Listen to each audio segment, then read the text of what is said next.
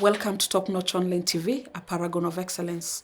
With you today is Tr.Risper, a teacher of English and Literature, a teacher from PCA Kikuyu High School, an examiner as well as an author.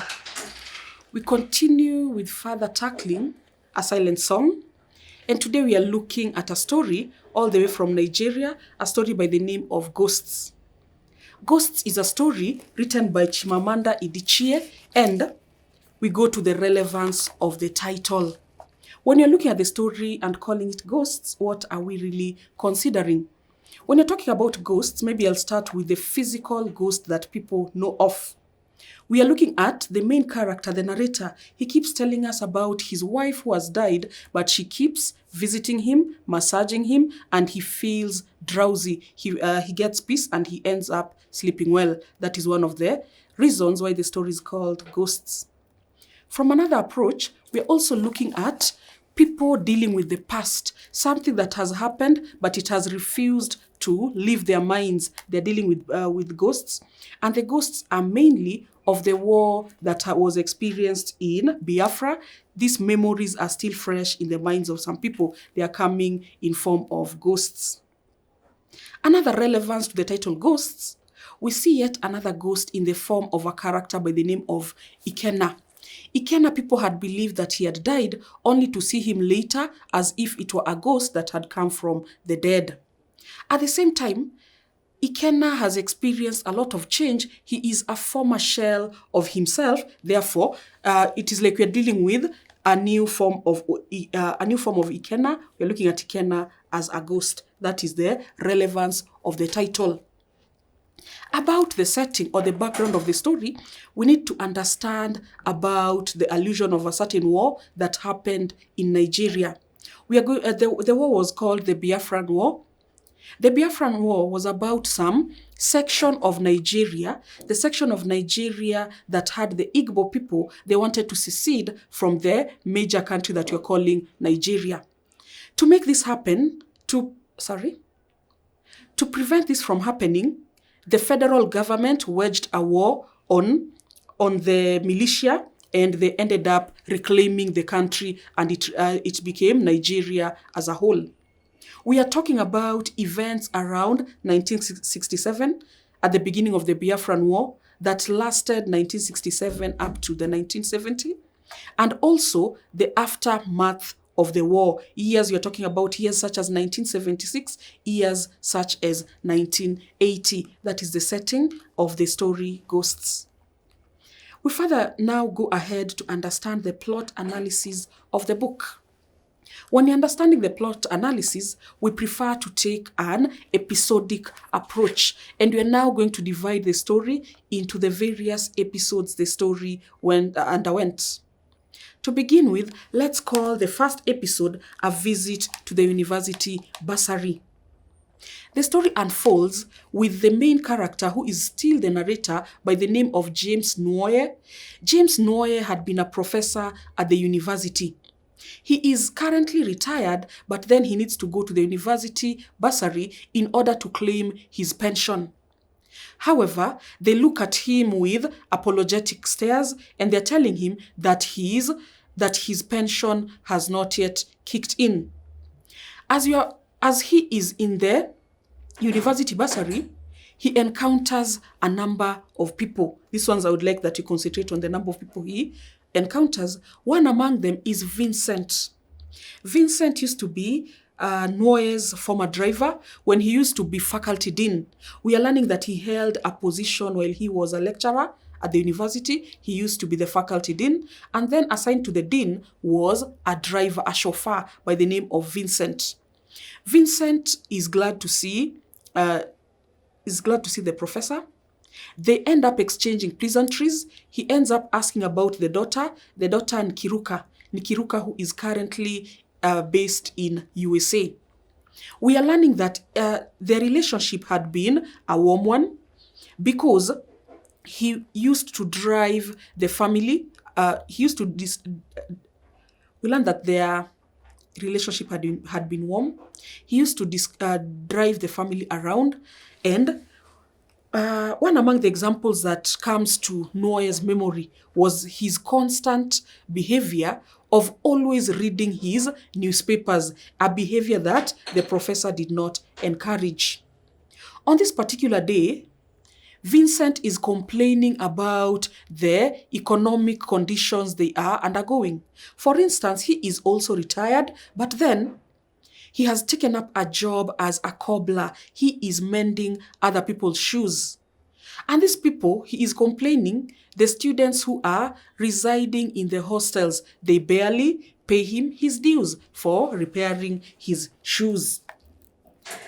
And as there's something that Nwoye, the narrator, is telling us that as he was complaining, his major focus was on his Adam's apple.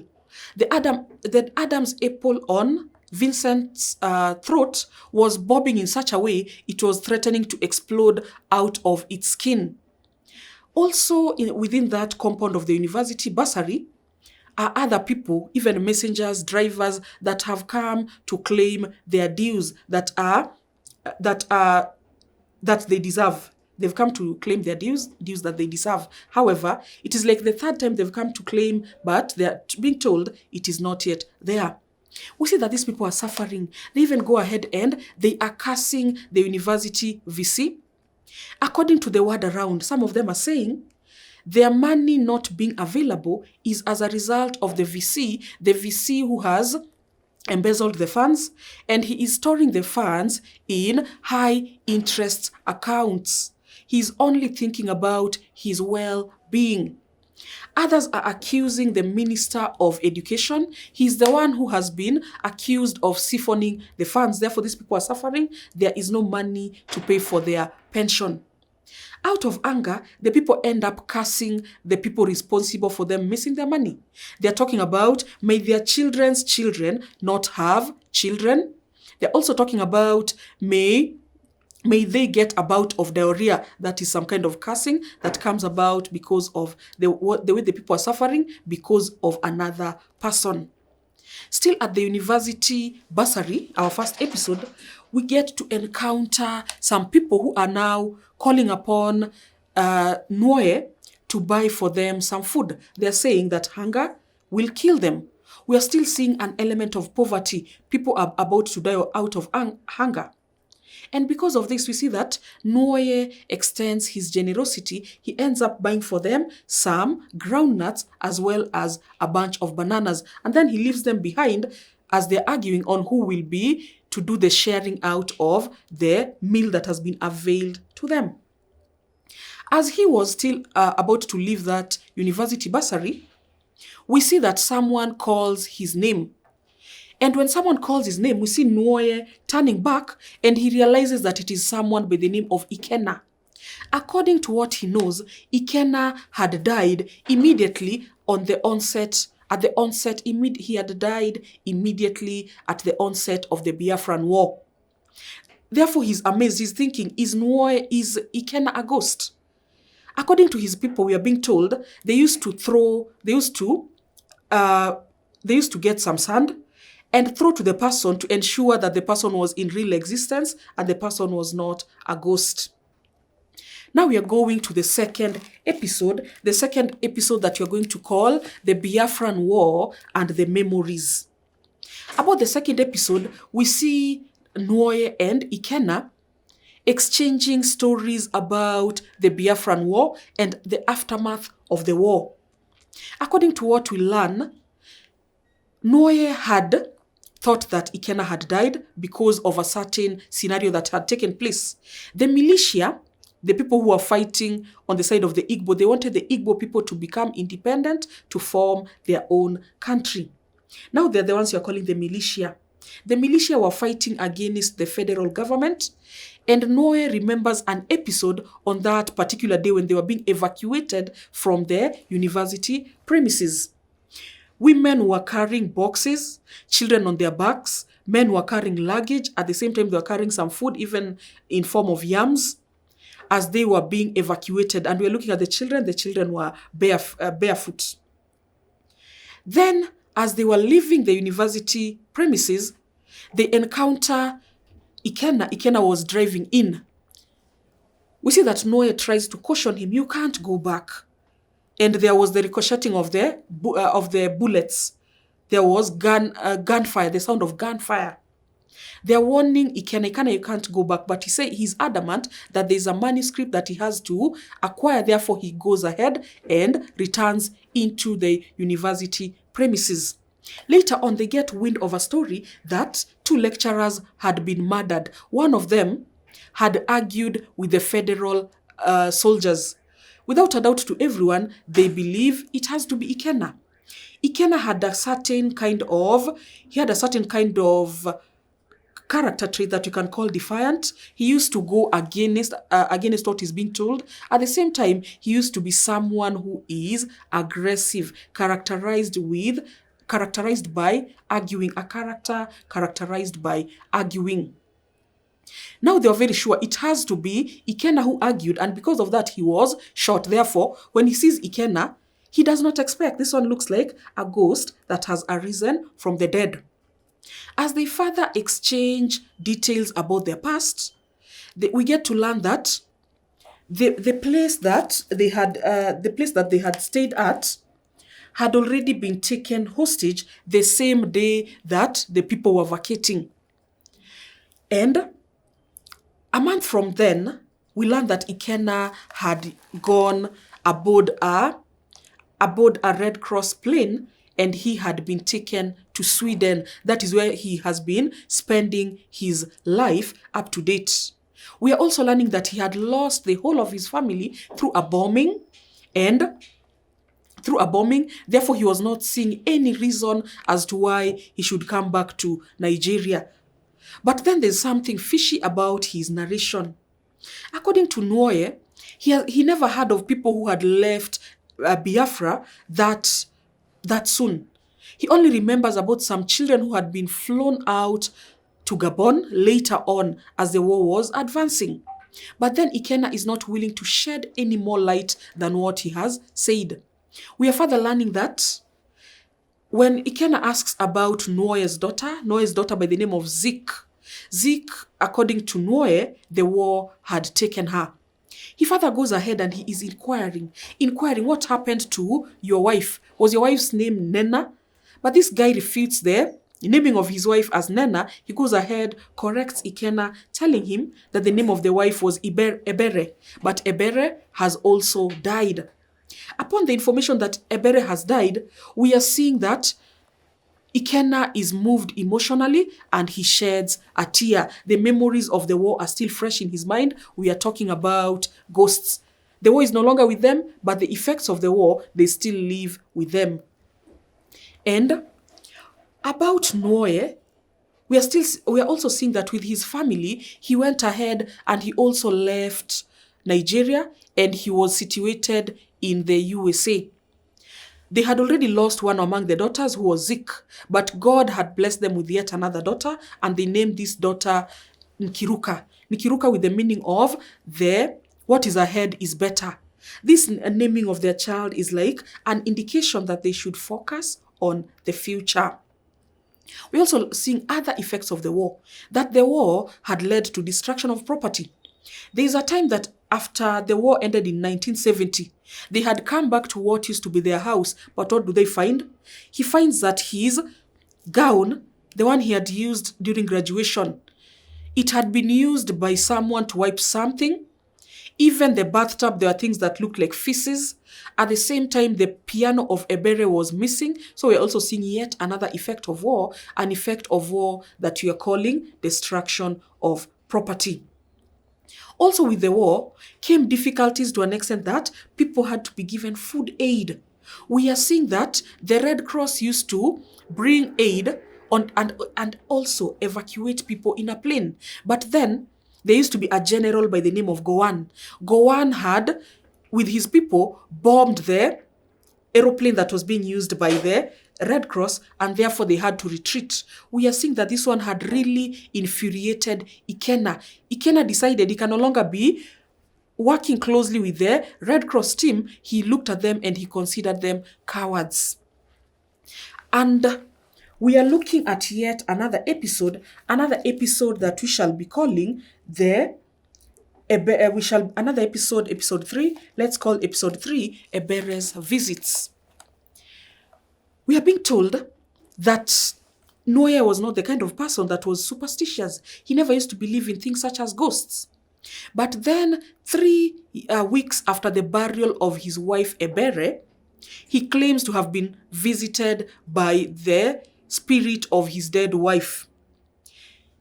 His daughter currently lives in the USA together with their son. They had just attended the burial of the mother and then they had left for USA. Then one day, as he was in his room, he hears the doors opening and closing.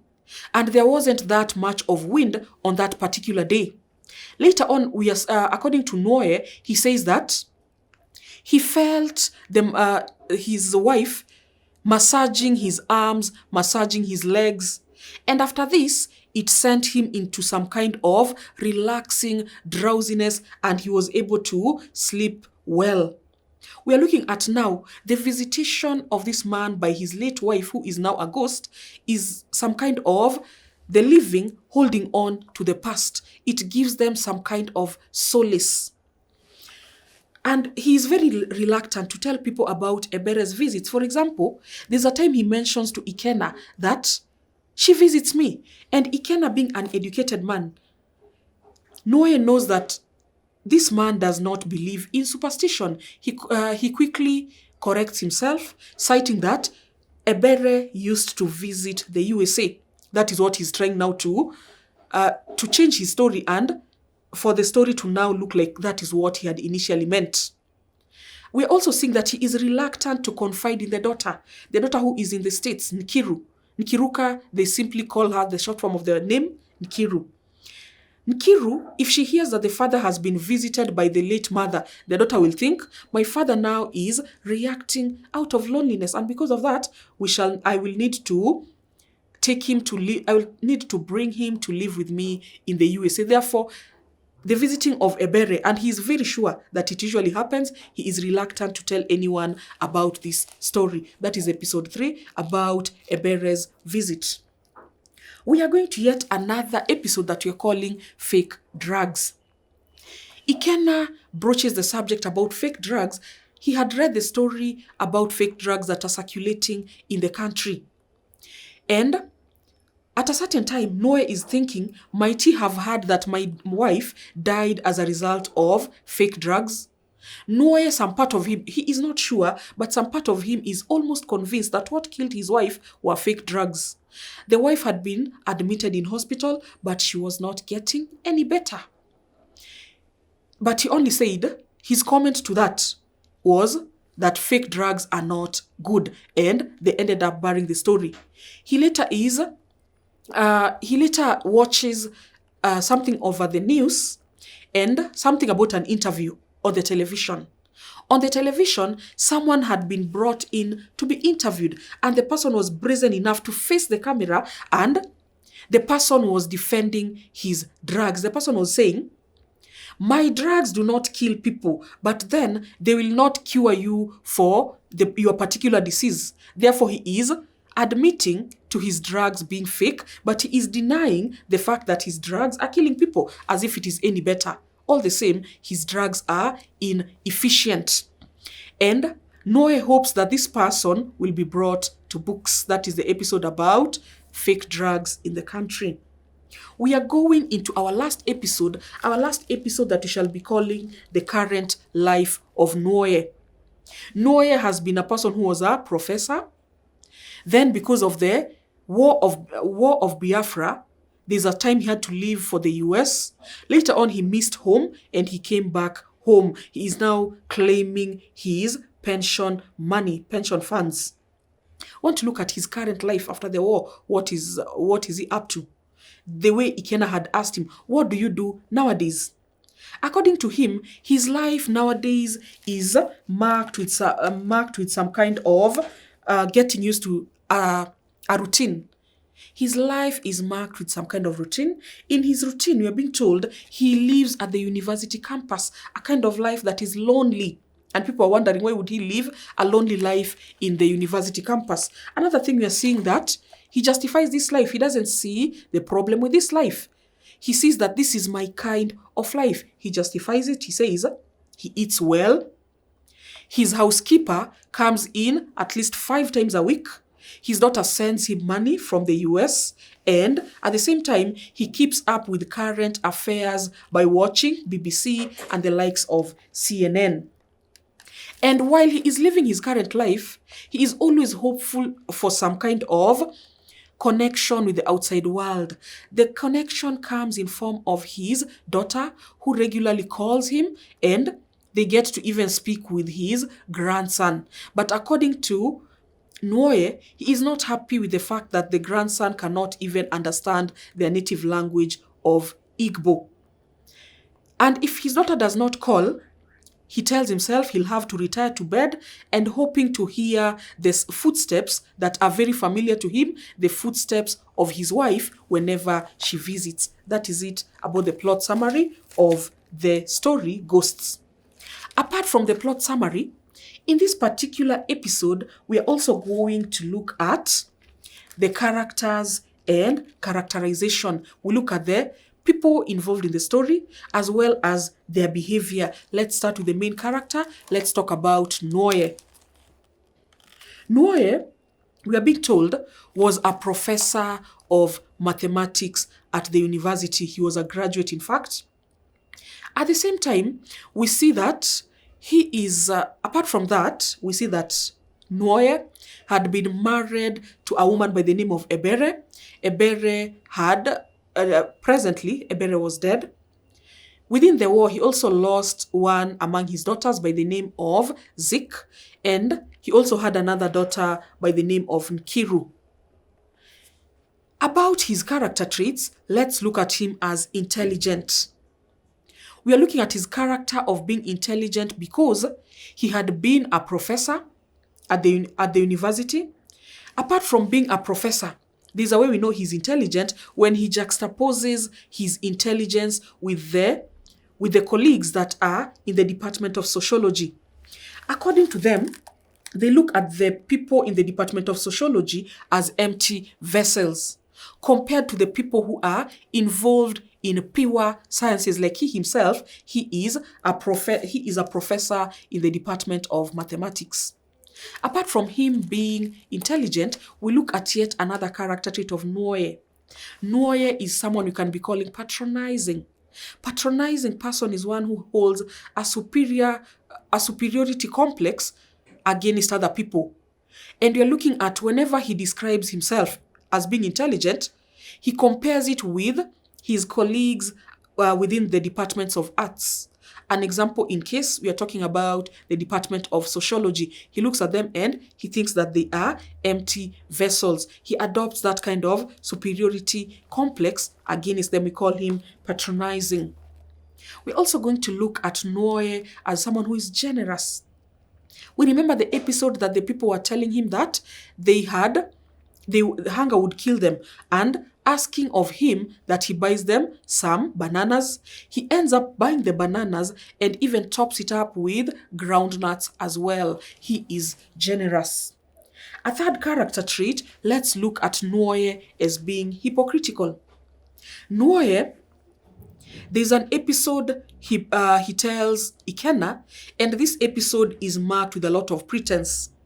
He is telling us that there's a time the Biafran soldiers, the militia, had thrown someone into his vehicle. The person was bleeding profusely. The blood from this person was soaking into the upholstery of the vehicle. But then the lie in that, the hypocrisy in that, he tells Ikenna, this bleeding soldier had reminded him of Ikenna. Yet he confides to the reader that it had not in any way reminded him of Ikenna, nor had he thought about Ikenna during that episode. Still on him being hypocritical, there's a time he's telling Ikenna, Ebere, my late wife, usually visits me. The reception he got, the kind of reaction to that kind of claim, makes him to change his story, and now he goes ahead and he's telling Ikenna. I was talking about Ebere visits the USA on a regular, but the initial thing he meant was that Ebere visits him, but he doesn't want to be seen like someone who believes in ghosts. We go to yet another character trait of Nwoye. Nwoye comes out as someone who is superstitious. He is very sure of the fact that he's very sure about the fact that his wife usually visits him. We go to yet another character, a character by the name of Ikenna. Ikenna had been a colleague at the university where Nwoye used to teach. Ikenna had been a lecturer in the Department of Sociology. Among the traits of Ikenna, let's look at him as being brave. A brave person.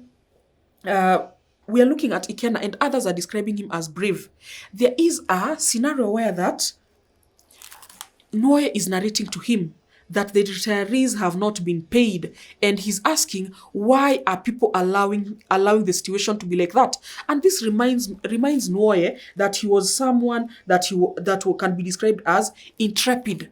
An intrepid person is someone who is fearless. According to Nwoye, he remembers that this one can incite Ikenna into even going and banging against a tree because he was known to be someone who was intrepid.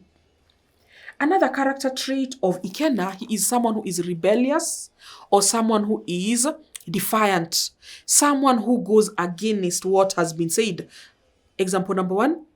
There's a time there was a new VC, Vice Chancellor, and the Vice Chancellor had made it very clear that the academic staff were supposed to be wearing ties.